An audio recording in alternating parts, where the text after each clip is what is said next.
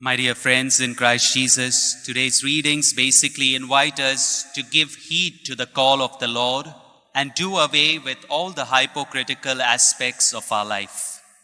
And therefore, if we have heard both the readings well, the first reading stresses on the aspect of love.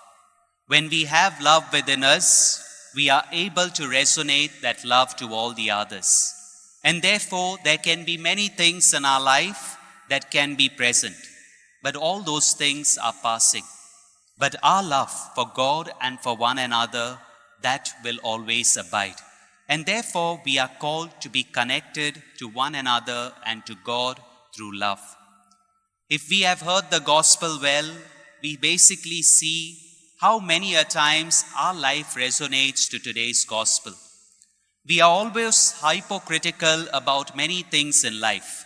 Just like the people of that time, even though the two men, John the Baptist and Jesus, came to proclaim about the kingdom, yet many of them criticized them for what they did. And many a times in our life, we are like this. We are always having that duplicity in our life, that double-standardness in our life.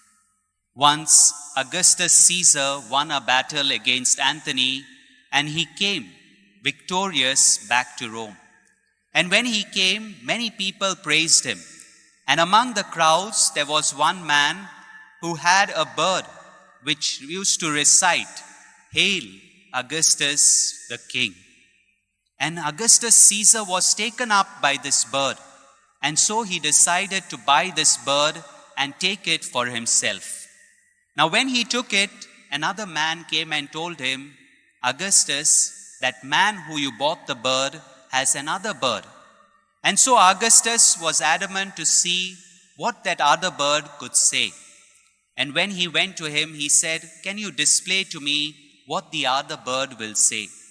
And at that moment, this man who was selling these birds said, "No need, sir. You don't need to take that other bird." And Augustus demanded that he wants to hear the other bird. And when he took the other bird said, "Hail, King Antony, you are victorious." My dear friends, this small little story teaches that whatever we teach, that is what is spoken. And therefore, whatever we imbibe in our life has to be something about God rather than the duplicity that we always have in our life. We always pick up faults of others. But do we look into our life and see how can I connect my life for the better?